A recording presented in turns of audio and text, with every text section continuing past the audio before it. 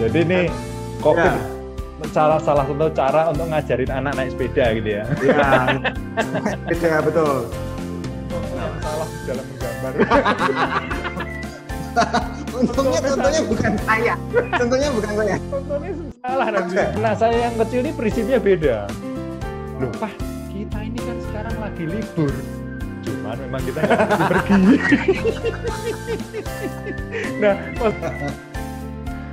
Nah, aduh, apa kabar, Bro Hendy? Wah, hebat nih, luar biasa. Gimana Bro Fidion? Nggak pernah ketemu di lapangan ya?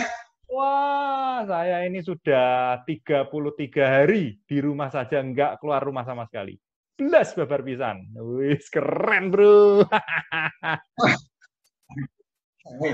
Kami Saya ini salah satu pendukungnya Pak Ganjar, pendukung pemerintah, pendukung Jokowi. Pokoknya nurut sama pemerintah ini, gitu kan. Nah, luar. Ini malah padahal Pak Ganjar malah jalan-jalan loh. Nah, itu. Dia kan kerja, saya kan enggak.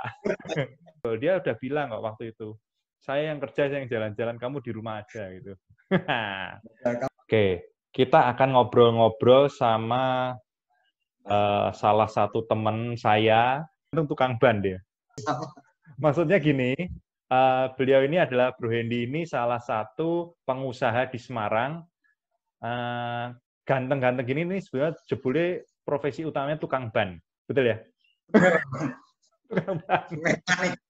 Mekanik, istilah kerennya mekanik. Mekanik ya. Beliau punya dealer ban di Semarang. Namanya apa, Bro? Kita ada dua.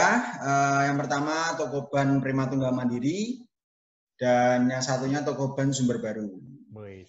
Jadi ini COVID salah satu cara untuk ngajarin anak naik sepeda gitu ya. Iya, beda betul. Bro Hendy, kita pengen tahu sebagai tukang ban, ya, posisi tukang ban, bisnis ban, maksudnya bisnis ban, itu kan termasuk dalam kategori industri otomotif. Ya kalau dari distribusi kita penurunannya ya lumayan lah, lumayan. Jadi tapi untuk ke toko-toko retail juga kita masih ada lah, mereka masih jalan, masih ada yang jalan gitu. Karena kita selain distribusi, kita juga ada toko retail. Ya tadi yang toko ban Sumber Baru dan toko ban Prima Tunggal Mandiri itu puji Tuhan beberapa minggu ini lumayan ramai lah, masih ada lah. Untuk kira-kira sekitar 10-15 unit itu masih bisa. Oke, secara kita ngomongin dua hal ya. Kita ngomongin dua hal, secara bisnis sama secara pribadi nih, gitu ya. Secara bisnis dulu tadi kan udah dijelasin. Nah, sekarang kalau secara pribadi dampak COVID ini apa yang menurut Bro Hendy itu kan dampak itu kan selalu ada dua, ya, ada positif, ada negatif, ya. Dampak positifnya apa? Kita ngomongin yang positif aja. Dampak positifnya apa secara pribadi? Sekarang ya kayak sebelum-sebelumnya ya, yang pasti ya saya kumpul sama anak-anak juga lebih sering. Karena kita walaupun toko tetap buka, tapi operasional tetap buka seperti biasa, cuman jam kerja juga kita kurangin gitu. Berkurang, oke. Jadi berkurang. Jadi saya jadi punya waktu sama anak-anak kumpul lebih lama. Ya. Jadi punya seperti kalau misalkan hari Minggu gitu kan, hari Minggu kita biasanya pergi gitu. Mereka main sendiri, kita juga main sendiri. Main sendiri ya. Tapi sekarang enggak, karena di rumah jadi lebih kreatif. Jadi saya mau enggak mau, saya sama istri juga mau enggak mau cari cara kegiatan gimana kira-kira biar anak ini juga terhibur, enggak bosan di rumah, karena anak-anak ini juga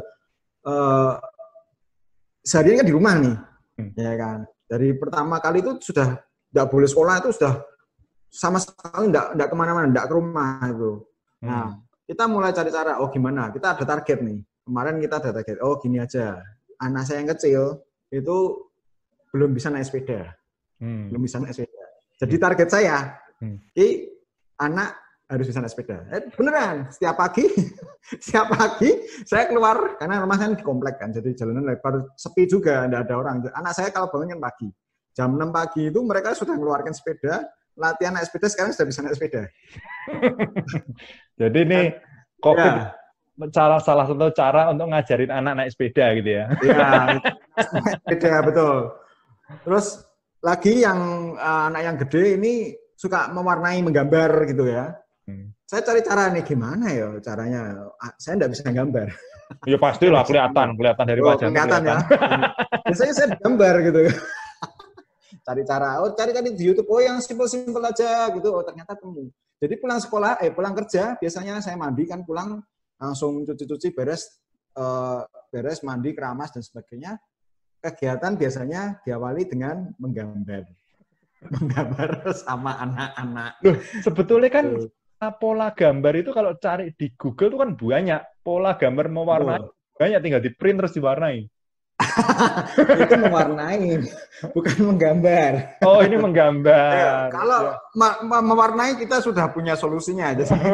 Tinggal mewarnai itu ada. Jadi ini sekarang kita menggambar. Anakmu kasihan loh nanti dapat contoh yang salah dalam menggambar.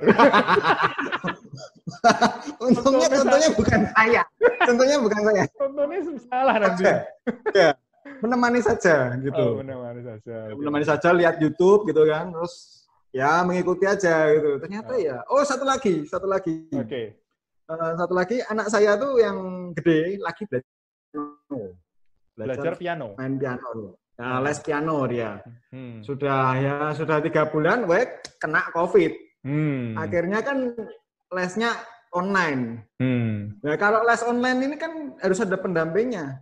Ya, betul. Nah, pendampingnya ini harus bisa kan. Sedangkan saya sama istri juga nggak bisa. Piye? Baca not balok aja gagal ya. Wah, iya, iki apa? Ndol-ndol ngono kan nggak mudeng saya. Ya, akhirnya nggak mau belajar. Sekarang jadi bisa main piano. Oh, iya. Jadi yang dulunya nggak bisa, sekarang jadi bisa. Oke. Jadi kalau banyak hal positif lah, Coba mungkin teman-teman yang nonton ini perlu hiburan juga, perlu ide ya. Apa sih ide-ide permainan yang bisa dilakukan bersama anak-anak yang masih kecil? Coba. Kalau Hendy apa aja? Kita coba cari tahu. Paling enak, ya toh? Apa? Anak saya ini kan yang pertama suka menggambar. Nah, paling enak gini. Anak saya suruh gambar waktu saya tidur. Jadi saya tidur, anak saya gambar. Ya toh? Kan enak itu. Iya. Terus saya juga bilang, Ci, tolong, kamu kan suka menggambar. Kamu kan kemarin papa sudah ajarin gambar, ya kan? Kamu gambar papa lagi tidur ya. Akhirnya yang digambar mukanya papahnya, mukanya coret-coret. Itu sebetulnya anakmu cerdas sekali. Terus dia bilang sama saya, Pak, tadi Cici butuh kertas, bangunin papa nggak bangun-bangun. Jadi mukanya papa aja saya gambarin. Terus selain itu apa lagi? Mainan yang banyak sih. Mainan yang dilakukan sama anak-anak apa? Jadi ini pasti soalnya gini, pasti banyak orang tua ini yang juga ya bingung gitu ya. Satu bingung kayak jujur aja gini, anak saya ada 2. Yang satu SMA sih tertib banget, maksudnya pelajaran olahraga pun dia olahraga beneran. Tapi anak saya yang kecil ini prinsipnya beda. Loh, Pak, kita ini kan sekarang lagi libur. Cuman memang kita nggak pergi. Nah, maksudnya banyak orang tua di luar sana yang butuh ide. Gimana nih buat ngajarin anak-anak, mainannya apa aja coba? Karena anak seumuran anak saya ya, kan masih kecil-kecil. Jadi mereka lebih praktikal gitu. Jadi senang kelutekan gitulah ya, senang kelutekan ya. Jadi kita kadang-kadang itu salah satu idenya itu kemarin itu saya posting di Instagram saya. Saya iseng-iseng kan bikin video gitulah. Itu tahu permen M&M's kan warna-warni itu. Yes. Nah, itu saya tata di piring putih, di pinggir-pinggirnya. Ya. Terus tengahnya saya kasih air sampai cembeng, sampai kena itu, nanti dia akan warnanya nih akan jadi satu seperti pelangi. Itu anak-anak sudah seneng kayak gitu. Oh, pantesan anakku kemarin ngajakin aku, Pak, beli permen yang warna-warni itu, Pak. Oh, gara-gara kamu nih. Iya. Ya, ternyata anakmu tuh sudah follow Instagramku. Bapaknya malah nggak pernah kayaknya. Bapaknya sibuk bikin ini sih, ngeles-ngeles muka. Aduh. Ya. Terus satu lagi, terus kemarin itu yang benar-benar time consuming itu ini. Kita coba beli parsel. Parsel yang sing makai sisan. Jadi mungkin 20.000 piece gitu kan. Mungkin buat anaknya Bro Dion mungkin bisa mungkin buatnya 100.000 piece. Entar suruh ngumpulkannya kerja kayak orang metu ya kan. Gitu. Bisa itu. Oke. Bisa. Itu bisa. Oke. Ide cerdas ya. Ide cerdas ngerjain anak. Iya. Kemarin kan juga bingung saya. Waduh, piye ya ini kerjaannya. Kadang-kadang kan kalau saya ada meeting kayak online meeting gitu kan kita perlu konsentrasi kan ya. Waduh, gimana nih anak-anak? Oh, gini aja. Kita pergi ke toko mainan, enggak ke toko mainan. Kita pergi ke beli online. Ban kolam renang itu loh. Oh iya. Kecil. Ya. Tak isi air ya toh, sama tak isi mainan wis ungkum mau ngono ya toh. Lama itu. Bisa 1 jam itu. Medok-medok wis enggak apa-apa. Kulit pada jekitut kabeh. Ya jekitut kabeh. Ya toh. Daripada kena corona. Iya. Ya gitulah, ya gitu. Aku kayak masih punya tuh ban renang itu. Nah, iya, itu. Itu makanya. Nah, mungkin banyak. Itu sisi gitu. Positifnya itu ya. Jadi hubungan sama anak-anak lebih dekat gitu ya. Ya. Oke. Nah, kalau dari sisi bisnis ada sisi positif nggak selain omset yang turun? Omsetnya turun berapa persen sih, Bro? Saat ini kira-kira sekitar 50 sampai 60% lah ya. 50 sampai 60% gitu. Terus kalau sisi positifnya apa? Kalau dengan kondisi ini? Bagi bisnis? Saat ini kita bisnis karena sepi ya. Karena sepi yang pertama kita mulai training. Dari awal itu kita mulai training. Kita training lagi. Terus kita mulai memperbarui SOP. Kita memperbarui sih. Jadi kita sudah ada SOP, kita refresh refresh lagi. Terus mekanik kita training lagi supaya mereka lebih update lagi. Skillnya kita update lagi. Jadi dulu yang kita cuman jualan ban, sekarang kita bisa ganti oli gardan, ganti oli persneling. Terus kita bisa skillnya kita update lagi. Misalkan dulu yang bisa sporing cuma 2 orang, kita jadi 4 orang. Jadi banyak sisi positif seperti itu sih. Dan kita mulai saat ini kita bisnisnya kebetulan kan kita juga punya unit yang nyamperin ke rumah. Oke, jadi kalau ada yang problem bisa ya? Betul. Karena ini produk kita ini juga sudah cukup lama. Jadi mereka kalau misalkan Bro Dion nih lagi telekonferensi gini ya, ternyata bannya kempes, nggak usah khawatir. Samperin. Kita tinggal telepon, samperin ya kan, tinggal telepon kita, langsung kita ke sana, ganti ban, mau tambal ban juga bisa, mau tambah nitrogen juga bisa, ganti oli juga bisa. Wih, keren. Ban gitu. Jadi satu unit ini beserta mekaniknya kita akan pergi ke tempatnya kalian. Jadi kalian tetap stay at home, biar kita aja. Ya. Luar biasa. Oke. Ini mungkin banyak tonton ini perlu tahu ini. Saya itu belajar sama Bro Hendy ini satu hal penting sekali ternyata. Bahwa rezeki itu selalu datang pada orang-orang yang bangunnya pagi. Oh iya, betul. Ini penting sekali ini. Rezeki itu selalu menghampiri orang-orang yang bangunnya pagi. Memang saya ini lagi berjuang untuk bangun pagi. Kebiasaan saya bangunnya siang. Jadi gini, saya punya cerita gini. suatu hari karena saya ya biasalah kalau bangun agak siang gitu. Istri saya nganter anak-anak sekolah, kira-kira jam 7-an gitu, tahu-tahu telepon rumah tuh bunyi. Padahal telepon rumah tuh nggak pernah ada yang nelpon. Karena zaman sekarang siapa sih yang nggak nelpon rumah, semua pakainya handphone kan. Ya, Nah, suatu betul. saat telepon kok bunyi bolak-balik. Jadi akhirnya saya kan keluar dari kamar, saya ngangkat. Wah, istri saya udah mau hampir nangis tuh. Loh, kenapa nih? Aku bilang gitu kan. Ternyata ini dia habis nganterin sekolah, bannya itu nubruk, pecah. Waduh, bayangan saya cuma satu, mateng aku. Aku nggak bisa ganti ban. Aku nggak bisa ganti ban, mateng aku. Iya, Tapi iya, untung iya. beruntung waktu itu saya ingat saat teman saya ini yang namanya Bro Hendy ini, dia Iya, selalu bangunnya pagi. betul. Makanya saya telepon, Bro, Betul. minta tolong, Bro. Langsung dia Iya, kirim, iya, iya, iya. dia langsung kirim bantuan. Wah, nggak main-main loh. Habis itu istri saya dikawal terus loh, sampai Iya, dikawal terus. Saya baru iya. tahu Takut ternyata nggak dia bayar soalnya. Takut nggak bayar. saya baru tahu ternyata dikawal tuh maksudnya supaya bayar. Waduh. Jadi ini benar-benar. Nah, Tapi ini iya. prinsip ini benar ya. Jadi orang yang bangun pagi itu memang secara rezeki juga pasti akan lancar gitu ya. Iya, iya, iya. Karena kalau bangun pagi itu istilahnya nggak tahu ya. Kalau saya pribadi kalau kadang-kadang bangun pagi jalan-jalan itu ide itu muncul gitu. Oh ya, hari ini waktu jalan itu jalan pagi apa lari pagi itu jadi ide jadi seger gitu.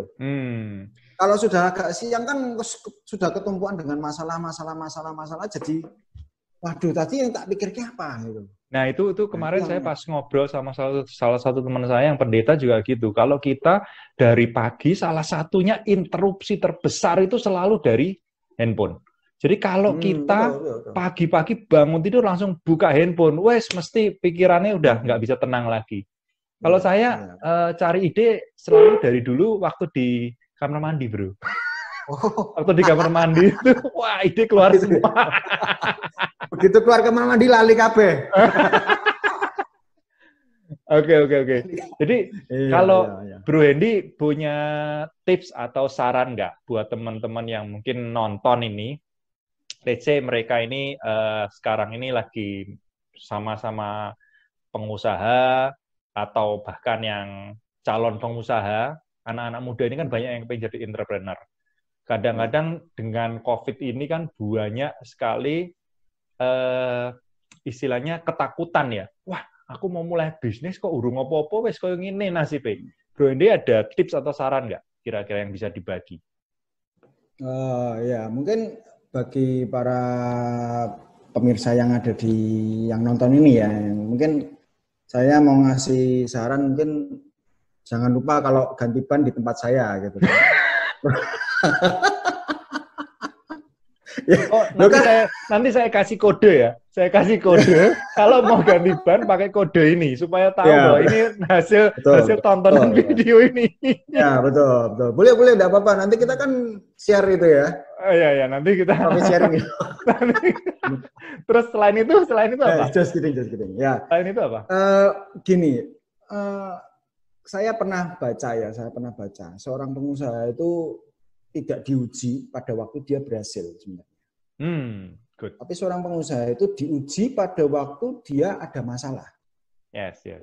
Ya kan. Kalau ya seperti kehidupan kita ya. Kalau kita tidak ada masalah itu contohnya ya kitanya nggak akan lebih bagus gitu. Menurut saya sih. Jadi memang kerikil-kerikil tajam itu adalah bagian dari proses kehidupan. Waduh, berat nih. Berat. Topik ini di luar kamu lah pokoknya.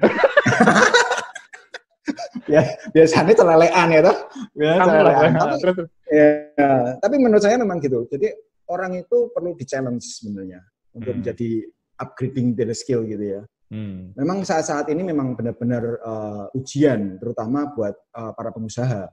Mungkin enggak cuma pengusaha sih, sebenarnya karyawan juga sama. Ini kita rata. Jadi semua orang kanan kiri kita semua terdampak ya. Enggak ada yang terdampak ya. Walaupun kayak rumah sakit ya terdampak gitu, omsetnya jadi 200% gitu kan terdampak juga ya. Alkes omsetnya jadi naik, tapi kan tetap aja ini suatu hal yang menjadikan kita pelajaran bahwa urip itu ora mung enake tok. Tapi juga ono susahe. Bisnis itu enggak cuman keberhasilannya aja yang dilihat, tapi usahanya. Kadang-kadang kita juga melihat gitu, wah iki Pak iki enak ya, wis sugih iki jalan-jalan ke luar negeri terus dan sebagainya. Tapi apa yang enggak kamu lihat adalah usaha di belakangnya. Bagaimana dia merintis. Nah, itu yang mungkin sebagai pengusaha yang kita harus lihat, apalagi anak-anak zaman sekarang. Yang pengennya instan gitu ya. Iya. Padahal mereka jarang makan mie instan loh, Bro. Kalau kita kan makan kalau kita kan makan malah sering. Oh, malah sering ya sekarang. Kopi instan ya. Ini ada saya pernah dengar ada studinya sih, Bro. Kenapa anak sekarang pengennya instan? Ya, kenapa? Karena zaman dulu kita tuh enggak ada internet. Mau beli barang itu kita harus pergi ke pasar atau pergi ke toko, ada usaha untuk itu. Sedangkan anak zaman sekarang itu hanya dengan lihat handphone, klik barang sudah datang di depan mereka. Nah, itu ada studinya di Korea Selatan tuh seperti itu. Jadi orang maunya cepat gitu. Ya. Aku yang pernah ngobrol sama temen yang dia kebetulan di bisnis e-commerce juga, aku bilang, wah ini ada ojol itu bikin orang jadi mager ya. Oh iya, jadi malas banget. Betul. Kalau nggak ngapa-ngapain di kasur aja gini doang udah tahu udah. Malas atau malas banget ya. Malas atau malas banget. Tapi di satu sisi ojol sangat membantu loh, Bos. Bantu sekali.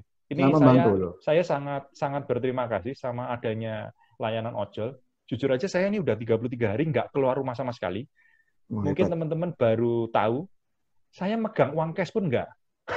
Wah, jadi belanja ke pasar tuh cuman order by WA, terus nanti transfer sama mbaknya yang jualan, terus ojol datang, udah beres. Betul. Ya, makanya memang ya kita juga seminimal mungkin juga seperti itu gitu. Ya kan di rumah juga ya selain masak sendiri ya, kalau belanja ya seperti Bos Dion gitu, tinggal telepon ya seperti sekarang kan Lotemat juga bisa, Transmart juga bisa ya kan. Ya, di pasar juga telepon juga bisa. Ya. Nah, kita ini diajak kreatif nih. Betul. Selama Covid ini diajak kreatif ini. Gimana nih caranya? Oh ada celah. Oh misalkan kita nggak bisa ketemu, pakai teleconference gitu kan. Ya. Zaman dulu kan wah kita tuh nggak bisa namanya bayar nggak pakai uang, nggak bisa harus ini pakai uang dan pakai fisik dan sebagainya. Nah ini dipaksa. Ya betul. Ini dipaksa. Kita bisa. Gitu. Luar biasa ini. Oke terakhir Bro. Mungkin ada tips nggak buat anak-anak muda yang mungkin sekarang barusan lulus nih. Yang barusan lulus nih juga menurut saya ini juga challenge ya, tough gitu. Maksudnya biasanya anak-anak muda kita itu terpola. Kalau saya selalu cerita sama teman-teman saya ulang lagi, kita itu semua tanpa sadar udah dipola. Dipolanya satu hal yang sama. Kita disuruh rajin belajar, kalau bisa dapat kampus yang bagus, kalau lulusnya cum laude gitu kan, dapat kerjaan gampang gitu kan. Jadi kita dipola jadi karyawan. Padahal kalau kita pengen jadi karyawan atau entrepreneur gitu. Habis lulus ngapain? Daftar kerja. Habis lulus daftar kerja. Nah sekarang, iya betul. Nah sekarang fresh graduate ini mau daftar kerja kan susah kan, ya kan? Ada tips nggak buat dari Bro Hendy mungkin gimana sih kalau misalnya anak muda mau memulai bisnis dari nol, itu ada tips nggak? Mungkin yang bisa pengalaman sharing kehidupan lah. Kita nggak ngomongin tips berdasar teori, tapi berdasar pengalaman kehidupan. Ada tips nggak? Ya, mungkin yang pertama, kita harus punya mental ya. Mental sebagai pengusaha ya. Artinya gitu, sebagai pengusaha itu nggak cuma untung aja, tapi ada ruginya. Itu harus dipikirkan. Kalau kita cuma pengen untung aja, itu bukan pengusaha. Pasti ada ruginya. Itu juga harus dipikirkan gitu. Yang kedua, mungkin bagi para fresh graduate ini lagi susah ya cari kerja ya saat ini ya. Jadi mungkin mereka harus kreatif dulu untuk sementara ini. Mungkin dia tidak cari kerja dulu, tapi harus berkreasi dulu, upgrading their skill gitu. Misalkan contoh nih, aku kuliah akuntansi misalkan, tapi aku senang fotografi, ya kan? Coba dikelola supaya misalkan, oh ya mungkin aku saat ini aku tak moto-moto keadaan di jalanan. Siapa tahu nanti jadi fotografer National Geographic, ya kan? Kita kan nggak tahu, ya kan? Ya, betul. Nah, itu juga harus sadar gitu loh. Jadi memang kadang-kadang pola pendidikan kita ini jadi membuat arah kita tuh, nak lulus akuntansi ya kudune jadi akuntan. Nak lulus arsitek ya dulu harusnya jadi arsitek. Tapi sebenarnya di luar. Ojo nyindir aku loh, bro. Aku lulus arsitek. Oh, ini nyindir aku juga, Ki. Ini nyindir aku juga, Mas. Lulus akuntansi, lulus arsitek. Waduh. Tapi kan maksudnya di luar itu banyak yang kita pelajari. Di luar kita ngambil pelajaran yang formal itu kan ada yang kita pelajari gitu. Contoh misalkan kalau waktu kita kuliah gitu, kita nggak melulu soal belajar. Ya belajar jadi tujuan, tapi di saat kuliah itu kan juga bisa. Mungkin kita mempelajari gimana perilaku orang, gimana perilaku mahasiswa, atau bagaimana perilaku pembeli untuk kelas ini. Jadi kita bisa belajar di situ. Siapa tahu nanti contoh waktu lulus dia bisa bikin usaha yang berhubungan dengan yang dia pelajari itu. Yes. Hebat, luar biasa nih. Oke, ini tips hari ini tentang bagaimana mengajak main anak-anak. Udah disampaikan oleh random banget ya. Udah disampaikan oleh salah seorang pengusaha ban terkenal di Semarang. Terus bagaimana juga cara mengganti ban nanti juga akan diajarkan. Oke. Nggak apa-apa, kita topiknya memang remeh-temeh, yang penting menghibur dan menginspirasi, memberikan banyak pelajaran. Positive mind ini juga penting loh. Betul, happy ini juga penting gitu ya. Oke deh, thank you banget nih waktunya Bro Hendy. Kita udah ngobrol lumayan lama. Biasanya kita nggak ngobrol jauh-jauhan gini. Biasanya kita ngobrol deket-deketan, sekarang jauh-jauhan. Dipaksa nih kita dipaksa. Oke. Salam buat keluarga, salam buat anak-anak. Satu lagi nih, ini kesempatan untuk memperbaiki hubungan keluarga ini kayaknya momen. Karena semua orang harus di rumah. Bayangin kalau kita nggak akur sama keluarga kita, betul. Wah, sengsara gitu. Ini mau nggak mau nih ya, mau. Harus. Memang ini mungkin gini, saya kadang-kadang kalau ya ini pikiran liar saya ya, kadang-kadang kalau jalan pagi itu kadang-kadang mikir gitu, apakah ini cara Tuhan untuk memurnikan semuanya? Waduh, berat ini ya. Wah, berat nih. Di luar kapasitasnya. Nanti sesinya beda lagi. Nanti sesi dua. Oke. Thank you banget, Bro Hendy.